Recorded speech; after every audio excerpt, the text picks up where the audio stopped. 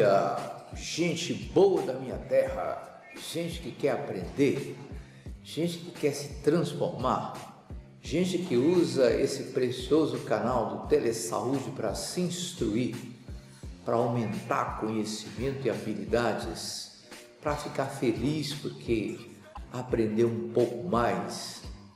Às vezes não, né? Talvez não. Mas a gente acredita que assistindo essas aulas, qualquer pessoa pode aprender um pouquinho mais. Isso aí já faz a gente muito feliz. Eu sou Miguel, psicólogo clínico, sou da Saúde do Estado, Vigilância em Saúde. Estamos mais uma vez aqui com muito prazer para ministrar essa aula, que é a parte 2, a segunda parte disso que estamos chamando de educação regular e saúde mental, né? Vamos lá então? Não, primeiro deixa eu justificar esse tema. Vocês sabem que uma criança, na medida em que se desenvolve, né, ela tem primeiramente um lugar primário, um grupo primário para esse desenvolvimento, que é a família. E em segundo lugar, a criança tem a escola, que é o segundo lugar, vamos dizer assim, que é uma expansão da família, muitos dizem isso, eu acredito, para o seu desenvolvimento. Então, lar, escola. Se é assim, então é claro que a escola desenvolve um papel fundamental no desenvolvimento das pessoas. E aqui nós estamos focando de maneira especial a saúde mental, nesse encontro com a escola e no desenvolvimento que a escola pode proporcionar à saúde mental de qualquer pessoa que participe do seu processo. É isso aí.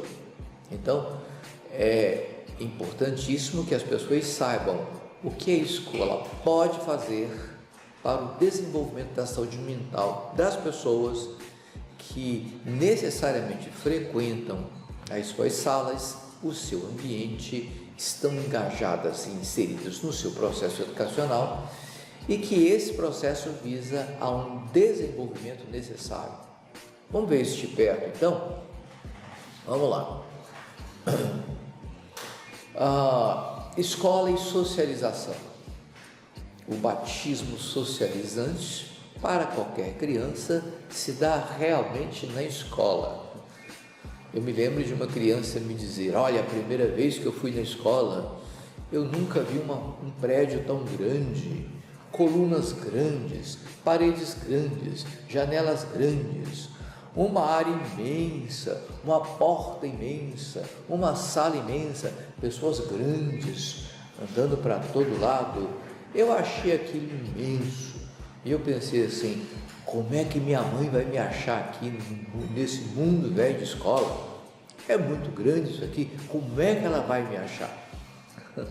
Bem, o fato é que esse comentário traduz apenas uma estranheza da criança que sai do seu lar, onde tudo é doméstico, conhecido, previsível, para um lugar estranho, onde nada é previsível, nada é conhecido, não existe ali domesticidade possível naquele encontro, e que a criança deve ficar ali porque é uma questão de normalidade, de fazer o que tem que fazer porque todo mundo faz.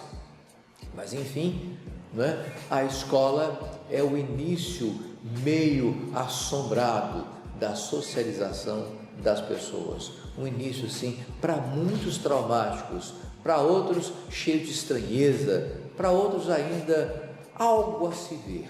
Vamos ver como é que fica isso aqui. Então, o batismo socializante para qualquer criança se dá realmente na escola, onde está o outro, o diferente, o desconhecido, aquilo que não se sabe, aquilo que é realmente alguma coisa inusitada, mas que é necessário que se esteja ali para um processo de socialização que a criança nem tem noção.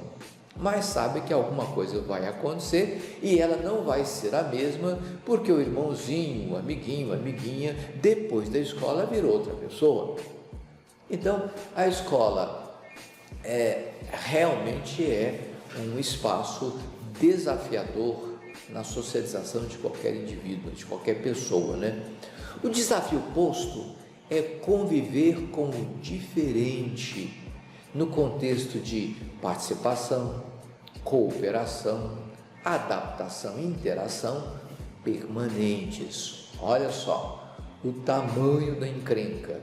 E mais, surgem dificuldades no encontro com a autoridade fora do lar, com o desamparo no meio do coletivo e com o ter que comparecer e mostrar desempenho.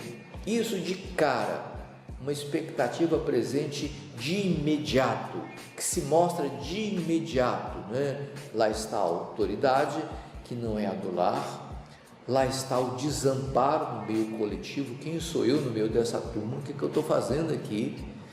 E eu tenho que comparecer porque me chamam pelo nome, me dão tarefas, pedem para eu fazer coisas e mostrar como é que é meu desempenho, como é que eu faço o que faço. Então, a escola já é meio estranha, e ainda mais com essas dificuldades, a coisa soa realmente difícil para a criança. Tudo isso é, ao mesmo tempo, atraente, assustador e principalmente transformador. Ele não sai da escola, mesmo a partir do primeiro dia, como entrou. Entra um menino, uma menina, sai outro menino, outra menina. E isso é aprendizagem? Dizem que é. Isso é socialização? Dizem que é. É assim que a coisa funciona? É. Então vamos lá. Só que no segundo dia, a vontade de voltar não é mais a mesma do primeiro dia, né? Há uma série de dúvidas, há uma série de questionamentos, há uma série de temores que não haviam, mas lá está, né? Eles aparecendo e crescendo, temores, confusões, inseguranças, incertezas, dificuldades adaptativas, gente estranha daqui, dali, atrás, na frente. Será que eu vou aguentar toda essa gente? Será que essa gente sabe de mim, quem sou eu? Complicado. Bem, a escola é assim mesmo. Nesse espaço aí de estranheza e tentativa de adaptação, alguns problemas surgem, né? E entre eles eu destaco principalmente um. Muitos reagem de forma indesejável ao processo de socialização e desenvolvem a sensação de que são mesmo indesejáveis. Então, o desafio não é aceito, não é vivido por todas as crianças do mesmo jeito. Não. Há crianças, e não poucas, que rejeitam, que não aceitam bem, que não se integram bem, que não reconhece aquele espaço como alguma coisa que possa ser doméstico, sua, frequentável, pertencível, vamos dizer assim, né? Porque é claro que uma pessoa e sua identidade tem uma função básica na socialização, não só com pessoas, mas com o mundo, que é desenvolvimento de uma sensação de pertencimento. Eu pertenço a esse lugar, eu sou desse lugar, eu estou nesse lugar para ser dele e, sendo dele, fazer parte do que aqui ocorre. Então, há crianças, não poucas, que rejeitam isso, que reagem a essa oferta estranha de socialização de forma indesejável. E o processo de socialização, então, fica meio difícil, porque a criança rejeita, se sente indesejável e se torna indesejável. Como consequência, surgem aqueles aparentemente de difícil socialização, Os que persistem provocam os que resistem, aliás, provocam e atrapalham o processo de socialização de todos. Não prestam atenção, se movimentam demais, não têm a menor ideia do seu lugar naquele espaço, se zangam porque estão se intrometendo com as coisas dele, olhando demais para ele, empurrando, alguns até mordem, olha só, alguns até mordem. Eu estava numa escola uma vez, quando uma mãe muito chateada dirigiu-se à coordenadora nos seguintes termos: eu quero saber quem é o monstro da pré-escola. Ah, senhora, aqui não tem monstro, não. Tem um monstro aí. Esse monstro todo dia morde o meu filho. Mas é uma criança de 4 anos. Tem 4 anos, mas é um monstro.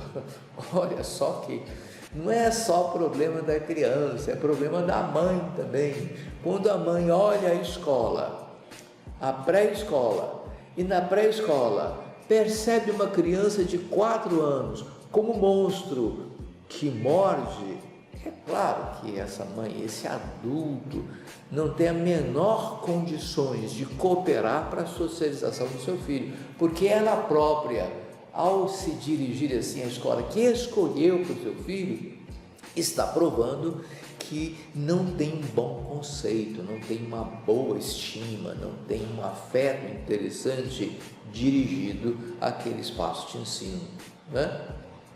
Ok. Por suas características rebeldes, agressivas e pouco simpáticas, são fortes candidatos ao ostracismo e à marginalização, né? Então são fortes candidatos mesmo, por uma razão muito simples, né? Na medida que esse comportamento, essa conduta persiste, né, vai se tornando difícil para as professoras, os professores, e a partir dessa percepção de que a criança é difícil porque rejeita, porque não quer estar ali, porque não deseja e é indesejada, né?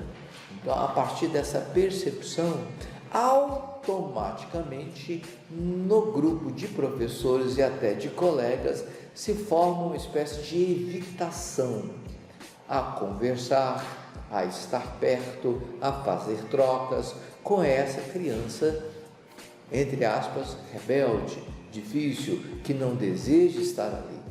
E dessa atitude coletiva, envolvendo até os próprios professores, surge o que os americanos chamam de ostracismo e de marginalização, que causa um prejuízo enorme, porque vai colidir, vai contra, de encontro àquilo que a gente chama de sensação ou desejo de pertencimento. Indo, né, de encontro a esse processo de pertencimento, a criança está no ostracismo, ela está uma candidata forte ao pertencimento e à marginalização. Então, essas crianças são colocadas fora de jogo, sem qualquer explicação. Então, quando existe um processo de troca, de inclusão, de circulação de uma série de coisas por todos, afetos, mensagens, afirmações, sentimentos, etc. Quando existe uma série de coisas circulando, inexplicavelmente um fica fora do que circula, isso é ostracismo, isso é marginalização. E geralmente dizer, não, ela está sendo discriminada, não explica. O fato é que o grupo pode fazer isso, os adultos podem fazer isso, e por mais misteriosas ou complexas sejam as explicações, o fenômeno é um só. A marginalização, o ostracismo vai acontecer. E a socialização vai ficar difícil, né?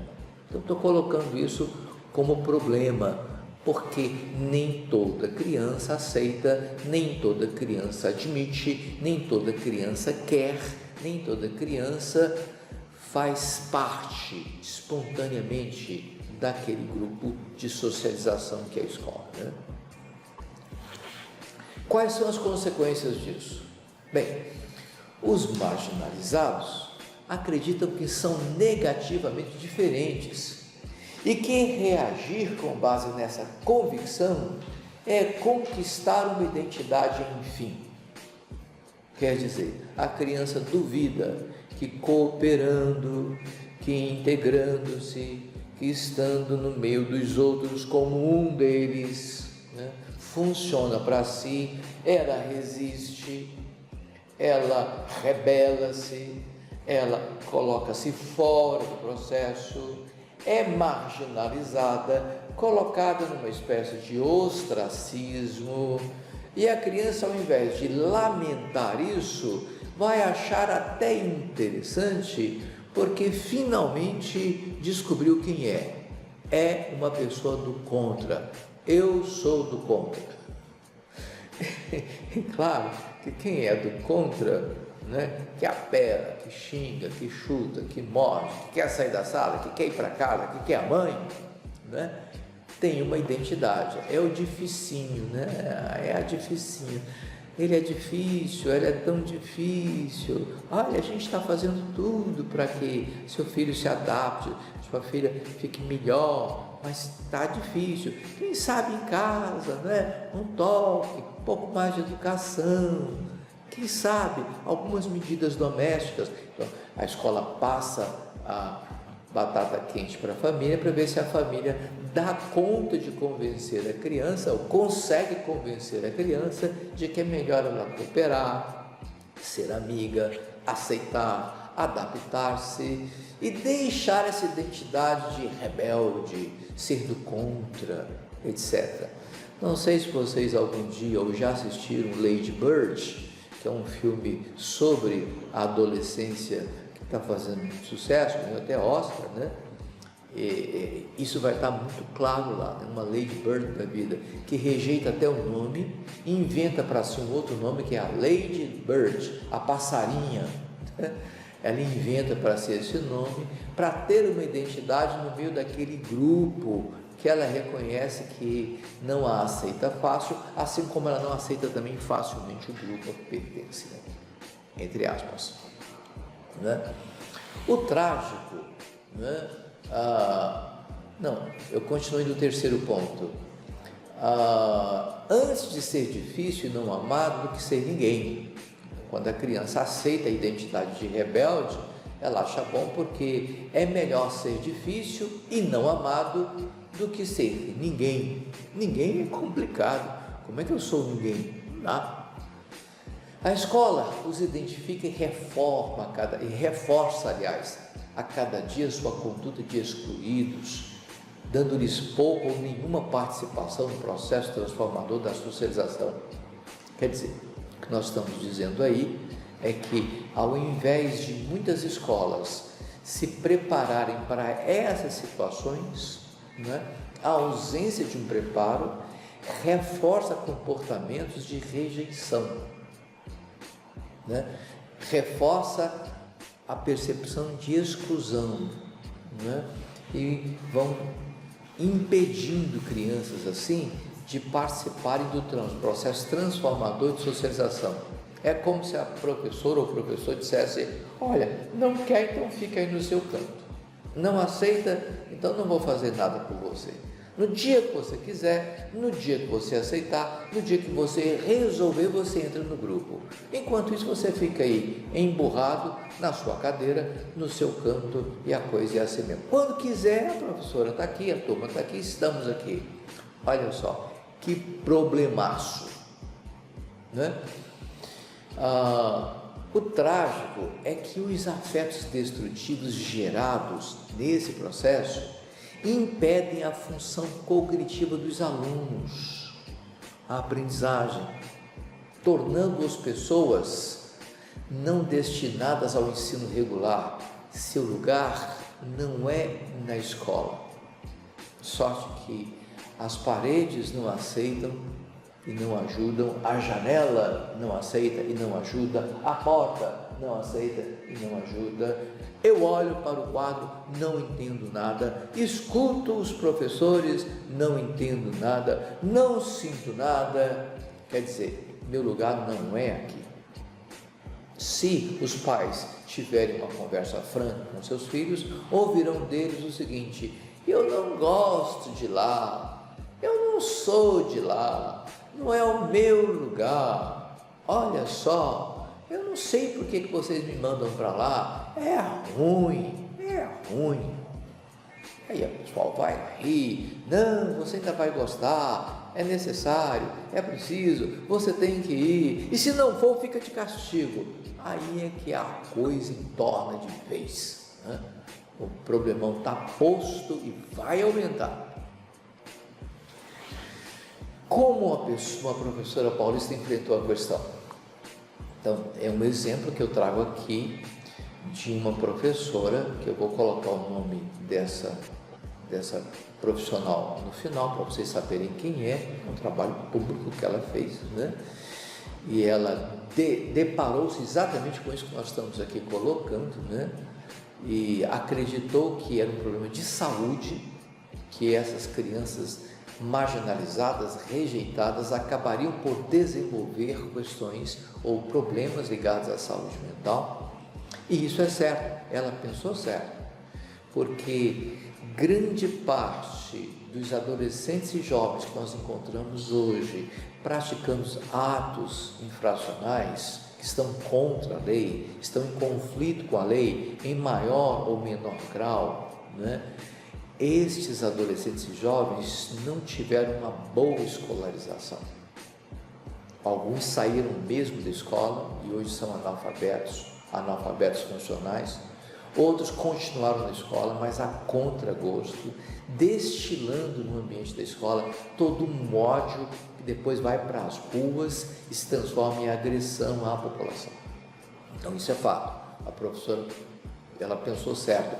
Nesse processo de não saber o que fazer com que resiste a escola, pequeno, e se desenvolvendo a criança nesse ambiente de marginalização e ostracismo, vai se transformar no jovem, no adolescente que hoje está em conflito com a lei, que hoje está cometendo atos infracionais até muito graves, que hoje está dando um trabalho enorme, matando e morrendo aos montões no Brasil todo, e principalmente na sua disposição férrea de resistir e ser violento, serve de insumo humano para o crime organizado, para o tráfico de drogas, que hoje assola o Brasil e o mundo, né? Então, como é que a professora fez? O que ela fez para, de alguma forma, conviver com essa dificuldade que surge na rejeição da criança pela escola e vice-versa? Em primeiro lugar, ela reconheceu a discriminação e se propôs a reconstrução das identidades. Então, ela não aceitou que a criança se conformasse com uma identidade rebelde, com uma identidade que vai no arrepio das coisas, com uma identidade que resiste destrutivamente. Ela não aceitou isso. Ela se propôs a uma reconstrução. São crianças, são seres em desenvolvimento, são transformáveis. O meio de transformar é a socialização de todos com todos. Então, eu vou insistir na reconstrução das identidades. Essa identidade provisória de rebelde, agressiva, resistente, não sei mais o que, eu não aceito. Eu quero identidades que funcionem para o bem da criança e de todos que estejam com a criança. Ela começou com esse tipo de reconhecimento e de a não aceitação dessa coisa. Segundo, a professora focou no resgate da autoestima, trabalhando em conjunto com a coordenação. Então ela reconheceu que essas crianças que resistem perdem o amor por si mesmas. Bem, isso é uma tristeza? De certa maneira é. É um desastre? De certa maneira é. Mas a criança acaba gostando, porque assim ela parece forte, ela parece poderosa, parece uma pessoa que você não vai conseguir nada castigando-a. impondo a ela humilhações, forçando a criança a fazer o que não quer, ameaçando com castigo sem fim, porque ela não tem autoestima, ela não gosta de si. Quanto mais se bate, quanto mais se humilha, quanto mais se constrange, mais ela acha que isso é compatível com a sua identidade de alguém que não se ama, que não se gosta. E se for tratado assim, tanto melhor. Estamos conversados. Passou, que problemaço. Então a professora pensou: não aceito essa identidade ruim, e não aceito também que a criança não se goste. A autoestima faz parte da formação de uma identidade saudável. A saúde mental depende de uma estima pessoal, de um narcisismo próprio, saudável, bom, interessante, porque se isso não acontece, o que virá depois só Deus sabe, e certamente pela nossa experiência não vem coisa boa. Terceiro, a professora partiu dos interesses dos alunos e de suas habilidades, para depois ampliar isso.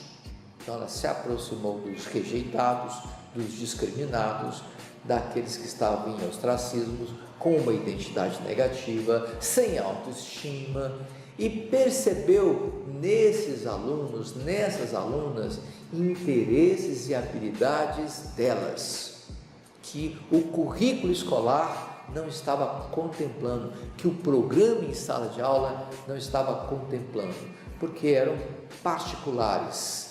E é claro que uma sala de aula, para o bem, né, da sociedade, vai trabalhar com a coletividade, mas muita gente, principalmente no início da vida, não aceita ser coletivo, não aceita fazer parte da coletividade, tem a sua singularidade, gosta dela, cultiva e resiste a ser coletivizado, massificado, e isso é legítimo, gente.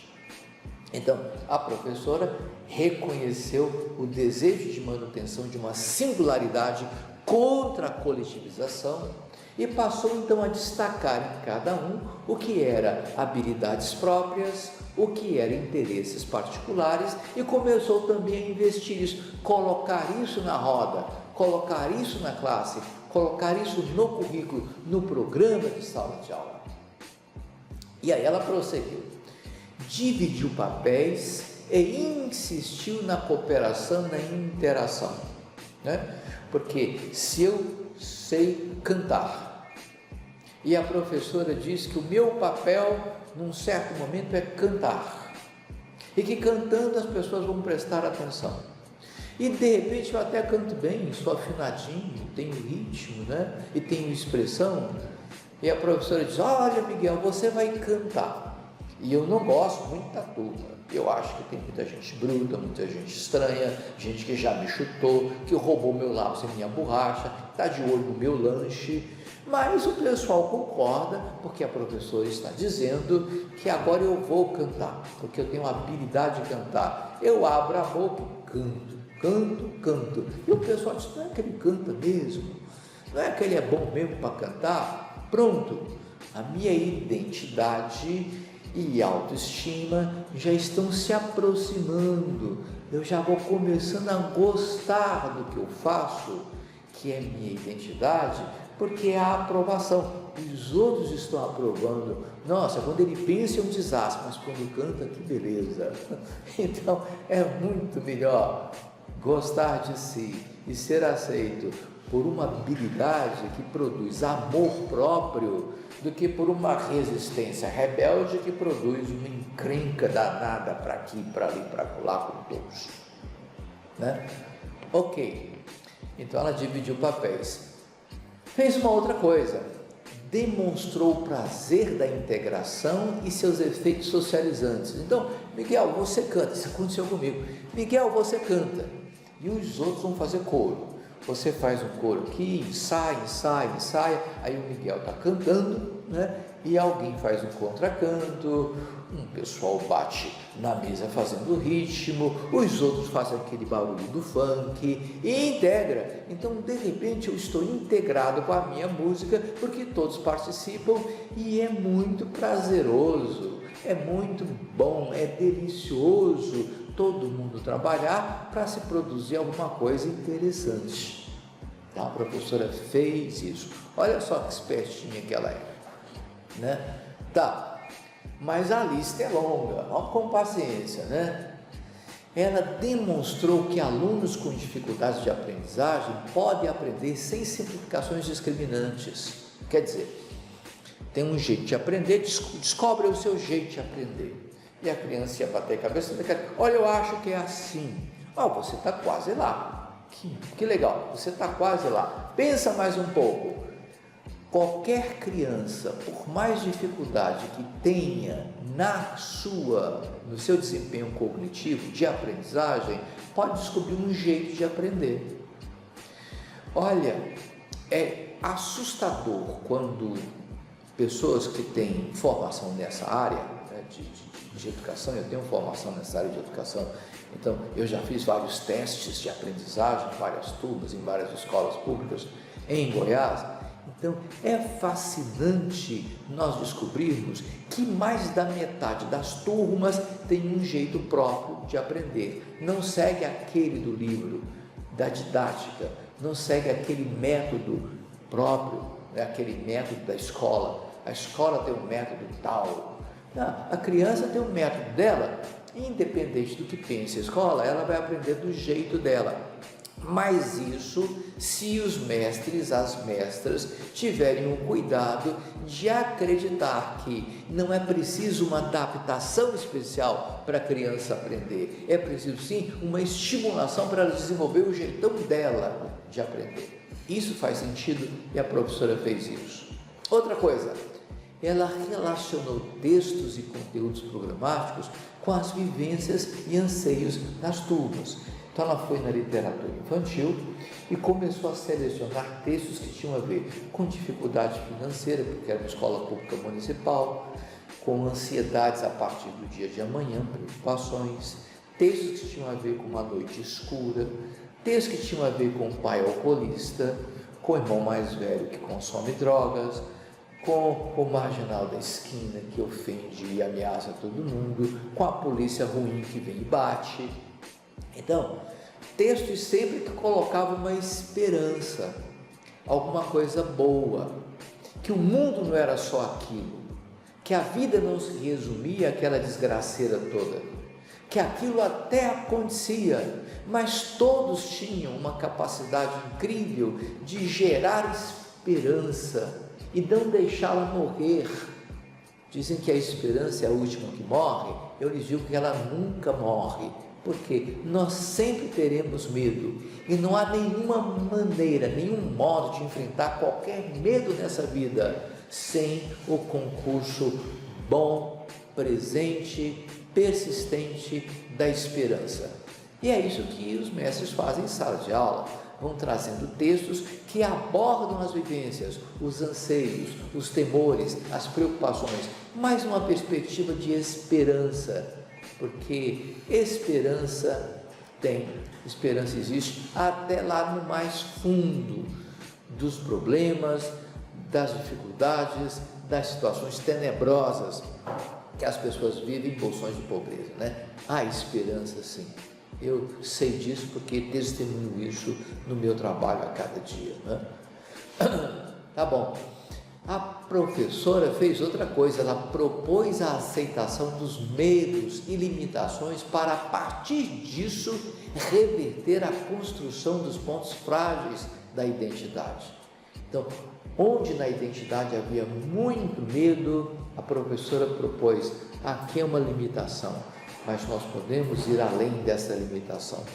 Aqui é uma fragilidade, mas nós podemos ir além dessa fragilidade. Aqui é um ponto encrencado, aqui é um ponto que você tropeça, mas vamos dar um jeito de, com o tempo, não tropeçar mais, de tal maneira que identidades fragilizadas por pontos de medo, de limitações, de anseios e preocupações, passaram a ser pontos fortes, porque havia um sentido, havia um modo de se trabalhar, havia um jeito de enfrentamento. E esse enfrentamento produzia mais força, empoderava a identidade. Ó, que coisa bonita, né? Uma coisa linda que a professora fez, que isso é próprio da pessoa, isso aí é próprio dela, né? Ela enfatizou a paixão pelo ser humano. Quem trabalha com pessoas tem que ter essa paixão pelo ser humano. Pode ser um albergado, pode ser um presidiário, pode ser um criminoso, pode ser, enfim, uma pessoa considerada como monstruosa, mas quem tem paixão pelo ser humano vai tentar entender essas coisas, abordar essas coisas e de alguma forma interferir no processo de formação dessas pessoas que são seres humanos, mas que foram pelo processo de socialização muito embrutecidos, muito fragilizados, muito esvaziados da sua dignidade, e a educação pode, através de uma abordagem interessante, devolver isso, mas com paixão, tendo paixão pelo ser humano. Por fim, ela denunciou mecanismos intraescolares de exclusão. Em escola tem disso. Eu uma vez me aproximei de uma escola particular e disse: nós gostaríamos de desenvolver um trabalho aqui sobre drogas, sobre prevenção de drogas, porque nesse bairro aqui em que a escola está, o consumo de drogas é muito alto, a violência está aumentando muito, já houve 4 mortes de adolescentes, não é? Um dos quais envolvendo uma criança dessa escola. Então nós gostaríamos de sentar e conversar sobre um programa que vocês podem desenvolver aqui de prevenção à violência, às drogas e ao que está acontecendo no bairro. E a diretora, muito arrogantemente, se dirigiu e disse: nós não temos nada disso aqui, essa é uma escola boa, essa é uma escola acima da média, essa é uma escola de pessoas boas, de pessoas civilizadas, de pessoas que não mexem com isso, nossa escola não padece dessas coisas e passe bem. Complicado, né? Então veja só, o ato de coragem dessa professora de denunciar intra-escola os mecanismos de exclusão, porque havia, todas as escolas sofrem isso, não tem uma só que escape. Há processos de exclusão, é só procurar, é uma panelinha aqui, é um fuxico acolá, é falar pelas costas, é uma nota baixa sem merecimento, é um distrato, um maltrato feito por um professor, é alguma coisa que acontece em que uma injustiça é feita, e nesses processos de injustiça que vão de pequenos grupos a mestres autoritários, toda escola está sujeita a desenvolver processos de exclusão dentro do seu ambiente. Finalmente, a professora provou que os pais podem ser grandes aliados. Essa é uma verdade que eu compartilho. Nunca encontrei pais que realmente, de coração, odiassem seus filhos e quisessem que eles morressem, que eles desaparecessem, que eles não fossem mais seus filhos, etc. Não, eles têm culpa, eles têm ressentimentos, têm mágoas, têm rancores, mas no fundo do coração, todos os pais podem ser grandes aliados da escola, porque de fato eles querem o melhor para os seus filhos, eu creio nisso, por pior que seja a situação. Bem, agora identificando, esse trabalho que consideramos como modelo para outros que devidamente adaptados podem ter o mesmo sucesso, né? Essas considerações foram apresentadas no 15º Fórum de Saúde Mental na região de Santo Amaro e Parelheiros. Eu coloquei Parelheiros, né? Parelheiros, lá em São Paulo. A autora é a professora Leila Soueide, e ela apresentou esse trabalho em novembro de 95, né? Então já tem um tempinho aí, né? 13 anos, como parte da exposição experiência do grupo de saúde da Escola Pedreira Gesé. A escola é municipal e a turma era do 4º ano do 1º grau. tinha que ser a partir do 4º ano, porque antes disso a lei não permitia o agrupamento de crianças para a administração de programas comuns, né, de ajuda ou de capacitação ou de alguma coisa em termos de orientação. Então era só a partir da 3ª série, naquele tempo era série, né, da 3ª série, hoje é o 4º ano. Professora Leila, e está aqui presente nesse livro chamado Saúde e Educação. Muito prazer, né? Escrita por 2 pessoas competentes, né? Que é quem é? É a Maria de Lima Salome Moraes e a Beatriz de Paula Souza, que são os organizadores, né?